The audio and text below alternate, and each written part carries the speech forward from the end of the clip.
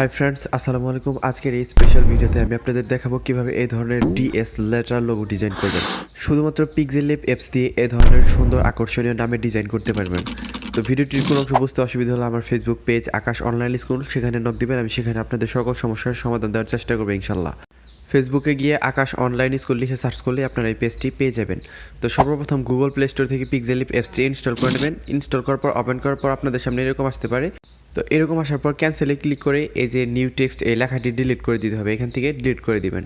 এখন হচ্ছে 3 ডটে ক্লিক করে আমরা একটা ইমেজ সাইজ নিয়ে নিব। যেহেতু আমরা ইউটিউবের জন্য ভিডিও বানাচ্ছি, এজন্য ইউটিউব রেশিও অনুযায়ী একটা থাম্বনেইল নিয়ে নিব। ঠিক আছে, তো এখান থেকে ওকেতে ক্লিক করে দেবেন। দেখেন ইউটিউবের যে সাইজটা আছে রেশিও সেটা এসে পড়ছে। এখন এখানে ক্লিক করে প্লাস আইকনে ক্লিক করবেন। এখান থেকে হচ্ছে যে আপনি যেই নামটি ডিজাইন করতে চান সেই নামটি লিখে নেবেন। আমি জাস্ট আজকে দেখাবো ডিএস লোগো ডিজাইন কিভাবে করবেন, তো আমি সেটা দেখাবো। তো এখানে হচ্ছে যে এই ডিটা লেখার পর টেক্সট সাইজের থেকে এটাকে বড় করে নেবেন। তো এখান থেকে আপনার যতটুকু প্রয়োজন ততটুকু বড় করে নেবেন। চাইলে আপনি যে ডটগুলোতে টান দিয়েও কিন্তু বড় করতে পারবেন। এই যে নিচের দিকে যে একটা ডট দেখতে পাচ্ছেন সেটা এখন এটাকে ফন্ট দিতে হবে। তো ফন্ট অপশন থেকে জাস্ট আমি একটা ফন্ট দিয়ে দিলাম। তো পিক্সেলল্যাবে কীভাবে ফন্ট অ্যাড করবেন এ নিয়ে আমার চ্যানেলে ভিডিও আছে। আমি ভিডিওর লিঙ্ক ডিসক্রিপশন বক্সে এবং উপরের দিকে তাকান একটা লেখা আসছে আই বাটন, সেখানে দিয়ে দিব। সেখানে ট্যাপ করে আপনারা দেখে নেবেন। এখন এসটা লিখতে হবে, জন্য এটাকে কপি করলাম। কপি করার পর এখানে জাস্ট হচ্ছে এসটা লিখে দেবো, কারণ হচ্ছে যে আমাদের সমান দুইটা লেটার দরকার। তো ডিএস যাতে সমানভাবে বসে যায় এজন্য সমান করে জাস্ট কপি করে এখানে বসিয়ে দিলাম। তো সুন্দর করে এই পজিশনটাকে ঠিকভাবে বসানোর পর এসটা ডি এর উপর সুন্দর করে বসাবেন। তো বসানোর পর দুইটা কালার দিতে হবে। আর প্রসেসটা আমি দেখিয়ে দিচ্ছি কীভাবে আপনি এটার ক্রপ করবেন, অর্থাৎ একটার ভিতর দিয়ে কীভাবে আপনি বসাবেন সেই প্রসেসটি আমি এই ভিডিওতে দেখাবো। ডিটা কপি করে নেবেন, এসটাকেও কপি করে এই জায়গায় রেখে দেবেন এক্সট্রাভাবে। এই দুইটার কোনো কাজ নেই, পরবর্তীতে কাজ। তো এই দুইটাকে আমি রেখে দিলাম। তো রেখে দেওয়ার পর এখন হচ্ছে যে ডি এর কালার দেবেন হচ্ছে ব্ল্যাক কালার। ব্ল্যাক কালার দেওয়ার কারণ হচ্ছে যে এসটা সাদা কালারে থাকবে। আমরা ডি এর থেকে এসের যে অংশটুকু আছে সেটা ক্রপ করে নিব। তো কতটুকু অংশ ক্রপ করতে হবে আমি সেই প্রসেসটি দেখিয়ে দিচ্ছি। তো এখন হচ্ছে যে আপনি এই যে এখান থেকে এই যে প্লাস আইকনে ক্লিক করবেন। প্লাস আইকনে ক্লিক করার পর একটা শেপ নিয়ে নেবেন। জাস্ট হচ্ছে সাদা একটা ছোট্ট একটা শেপ নিয়ে নেবেন। এসের মাঝখান বরাবর একবারে ছোটো করে দিবেন যাতে একটু মাত্র বোঝা না যায়।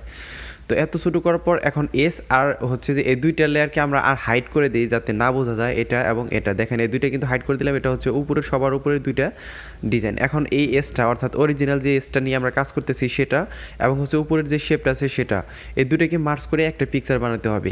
তো এখন এটা শেপ হয়ে গেছে। শেপ হওয়ার পর হচ্ছে যে এইখানে ক্লিক করবেন, এই যে এই অপশনটাতে এখানে ক্লিক করার পর শেপ হওয়ার পর কিন্তু শেপের যত ধরনের কাজ আছে সবগুলো কাজ করার জন্য কিন্তু আপনার এই অপশনে আসতে হবে। এটাকে স্ট্রোক দিয়ে দিতে হবে। স্ট্রোক আমি 4-এর কাছাকাছি দিয়ে দিলাম। তো এতটুকু স্ট্রোক দেওয়ার পর হচ্ছে যে এটা থেকে কালার ইরেজ করার জন্য আমরা মার্চ করে নিলাম। তা নাহলে কিন্তু স্ট্রোক কিন্তু আপনি লেটারের মধ্যেও দিতে পারতেন, অর্থাৎ লেখার মধ্যে, টেক্সটের মধ্যে। তো এটাকে এরকমভাবে ইরেজ করার জন্য আমরা কিন্তু এটাকে মার্চ করে আপনার একটা শেপের সাথে মার্চ করে নিলাম। মাঝখানের অপশনটুকু আমরা কেটে দেবো, কারণ হচ্ছে যে আমরা শুধুমাত্র সাইডের যে অপশনটুকু আছে সেইটুকু অংশ আমরা ক্রপ করতে চাই। তো এই জন্যই কিন্তু এই মাঝখানের অপশনটুকু আমরা এরকমভাবে ইরেজ করে নিলাম। ঠিক আছে, ডি থেকে আমরা অতটুকু অংশ অর্থাৎ ডির সাথে যে সংযুক্ত আছে এই যে এতটুকু অংশই ক্রপ হয়ে যাবে। এখন হচ্ছে যে ডির সাথে এই এসটাকে আমরা যে এসটা ক্রপ করছি সবার উপরে চলে গেছি মার্চ করার পর, সেটাকে মার্চ করে আবার একটা পিকচার বানাবো। তো দেখেন এখন একটা পিকচার হয়ে গেছে। এখন হচ্ছে যে ইরেজ কালারে চলে যাবেন। এখান থেকে এই এসের যে অংশটুকু আছে সেইটুকু অংশ চলে যাবে এবং ডির যে স্পেসটা আছে সেটা বেরিয়ে যাবে। তো দেখতে পাচ্ছেন ভিউয়ার্স কত সুন্দর ম্যাজিক এটা। তো এভাবেই কাজ করতে হবে। এখন হচ্ছে যে আমরা যে এসটা হাইড করছিলাম সেটাকে আমরা আবার আনহাইড করে নিলাম। এখন এটাকে ছোটো করা যাবে না, বড় করা যাবে না। যতটুকু অংশ আছে ততটুকু অংশই এই ডি এর এই স্পেসের মাঝ বরাবর সুন্দর করে বসিয়ে দিতে হবে। এখন মনে হচ্ছে যে এসটা ডি এর ভিতর থেকে একবার আসছে এবং ওপর থেকে একবার আসছে। আবার ডিটাকে কপি করার কারণ হচ্ছে যে এসের যে শেপটা আছে ডি এর মধ্যে সেখানেও কিন্তু আপনার ক্রপ করতে হবে। কারণ হচ্ছে যে একটা লেটার ক্রপ করছেন, আরেকটা যদি ক্রপ না করেন তাহলে তো এটা ডিজাইন হইল না। এই জন্য এটাকে এসটাকে সুন্দর করে আবার কালার দিতে হবে ব্ল্যাক কালার। ঠিক আছে, তো ব্ল্যাক কালার দেওয়ার কারণ হচ্ছে যে আমরা ডি থেকে এই কালারটা ইরেজ করে নিব। তো ভিউয়ার্স বারবার কিন্তু বলতেছি কি করতে হবে। তো এটার কালার হচ্ছে ব্ল্যাক কালার দিয়ে নেই সর্বপ্রথম এইখান থেকে এসের কালার। তো ব্ল্যাক কালার দেওয়ার পর এখন হচ্ছে যে এই যে শেপটা আছে এটাকে সুন্দর করে বসাবেন। এই শেপ অনুযায়ী মাঝখানে যে আপনি ডিটা কাটছেন সেটা অনুযায়ী বসাবেন। তারপর হচ্ছে ডির কালার দিয়ে দিবেন হচ্ছে হোয়াইট কালার। কারণ হচ্ছে যে এখান থেকে এখন প্রথমে হচ্ছে আমরা এসের কালার কেটে নিয়েছিলাম, এখন হচ্ছে আমরা ডি এর কালারটা এসের থেকে কেটে নিব। তো কীভাবে সেই প্রসেসটি করবেন আমি পুরো প্রসেসটি দেখে দিচ্ছি ধাপে ধাপে। এখন হচ্ছে যে আপনার শুধুমাত্র মাঝখানের যে অপশনটুকু আছে ডি এর এসের সাথে লাগানো সেই অপশন থেকেই কিন্তু এই অংশটুকুই কাটবে, আর পুরো অংশটুকু কিন্তু আমাদের ইরেজার থেকে ইরেজ করে নিতে হবে। তো ইরেজার অপশনে চলে যাবেন। তো এটাতে স্ট্রোক না দিলে কিন্তু আপনার ওই স্পেসটা বের হবে না, স্পেস বের করার জন্য কিন্তু স্পেসটা আপনার স্ট্রোকটা দেওয়া। এখন ইরেজার অপশন থেকে এই বাড়তি যে অংশটুকু আছে সেটুকু ইরেজ করে নিতে হবে, যাতে ডির কোনো ক্ষয়ক্ষতি না হয়, অর্থাৎ আমরা যে অরিজিনাল যে ডিটা নিছি সেটার যাতে কোনো ক্ষতি না হয়ে যায়, এজন্য কিন্তু এটা ক্রপ করে নিলাম, ইরেজ করে নিলাম। তো শুধুমাত্র এই মাঝখানের যে অপশনটুকু আছে সেইটুকু অংশই কিন্তু থাকবে আপনার ডির মধ্যে, এবং কি মার্জ করতে হবে। তো এতটুকু অংশ আমরা এসের সাথে ইরেজ করে নেব। তো এখন হচ্ছে যে উপরের যে লেয়ারটা নিছি সেটা এবং হচ্ছে যে এসটা আমরা সুন্দর করে মার্জ করে নিব আবার একইভাবে। তো এখন সিলেক্ট করতে হবে এটা।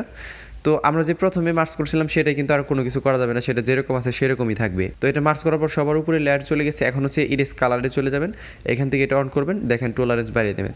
এখন দেখেন কত সুন্দর প্রিমিয়াম ক্যাটাগরি একটা ডিজাইন হয়ে গেছে।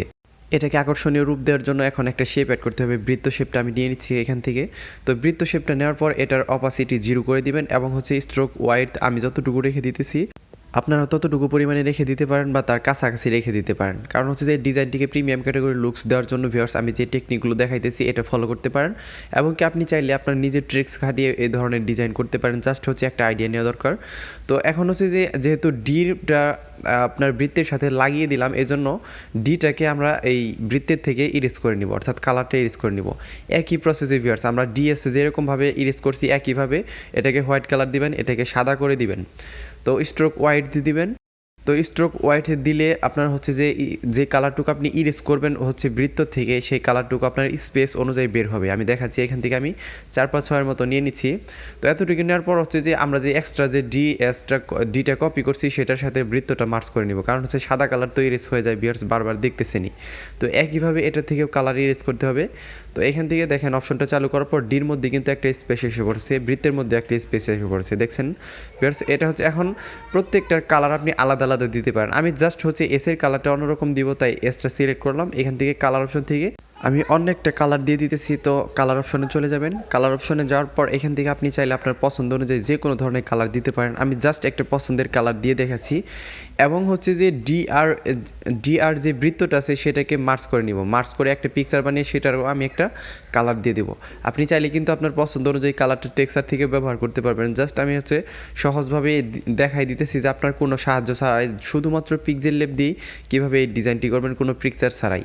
তো এখন হচ্ছে যে এই দুইটাকে মার্চ করে একটা পিকচার বানিয়ে 3D ডিজাইন দেওয়ার জন্য এটাকে মার্চ করে একটা পিকচার বানাতে হবে, তা না হলে আপনার বারবার 3D ডিজাইন দিতে অনেক ঝামেলা হবে, এই জন্য একটা পিকচার বানিয়ে নিলাম। এখন হচ্ছে এটাকে বড় করার পর আমি ব্যাকগ্রাউন্ডটা অ্যাড করে নিই। তো ব্যাকগ্রাউন্ড আমি গ্যালারি থেকে অ্যাড করবো। এই ব্যাকগ্রাউন্ডের ডাউনলোড লিঙ্ক আপনার ডেসক্রিপশন বক্সে পেয়ে যাবেন, সেখান থেকে ডাউনলোড করে নেবেন। ডেসক্রিপশন বক্সে দেখবেন পিএনজি ফাইল ডাউনলোড লিঙ্ক আছে, সেটাতে ক্লিক করার পর সেই পিএনজি ফাইলের ভিতরে দেখবেন একটা ব্যাকগ্রাউন্ড ফোল্ডার আছে, সেখান থেকে আপনি এটা না শুধুমাত্র আরও অনেকগুলো ব্যাকগ্রাউন্ড ফ্রিতে ডাউনলোড করতে পারেন, যেগুলো হচ্ছে প্রিমিয়াম ক্যাটাগরির। তো এখান থেকে ইমপ্রেস অপশনটা চালু করার পর অনেকের ডিজাইনটা কিন্তু নষ্ট হয়ে যেতে পারে ইমপ্রেস অপশন চালু করার পর। তো এটাকে ডিজাইনটিকে ছোটো বড়ো করলে এক সময় দেখবেন আপনার ডিজাইনটা অটোমেটিক রেডি হয়ে যাবে বা ঠিক হয়ে যাবে। এটাকে 3D শেপে যাওয়ার পর এটাতে অবলাইক দিয়ে দিবেন, অবলাইক দেওয়ার পর এটাকে 1 করে দিবেন। এখান থেকে ডার্কেন হচ্ছে আপনি 100% করে দিবেন। এই পজিশনটাকে আপনার যেই দিকে ভালো লাগবে সেই দিকে দিয়ে দিবেন। আমি যেরকমভাবে এডিট করতেছি সেরকমভাবে করলেও কিন্তু ডিজাইনটা খারাপ হবে না, অনেক সুন্দরই হবে। তো ব্লার রেডিয়াস কমিয়ে দেওয়ার পর এটাকে মাইনাস করবেন কিছু, এটাকে প্লাস করবেন। তো দেখেন ডিজাইনটা রেডি হয়ে গেছে। এখন আমি দেখেন এই যে ইমপ্রেস অপশন চালু করাতে এটা কিন্তু ছোটো বড়ো করলে ডিজাইনটা নষ্ট হয়ে যায়, আবার ঠিক হয়ে যায়। তো শেয়ার অপশনে ক্লিক করে শেয়ার সেভ টু গ্যালারি। ভিডিওটি ভালো লাগলে দয়া করে আমার চ্যানেলটি সাবস্ক্রাইব করবেন। ধন্যবাদ সবাইকে।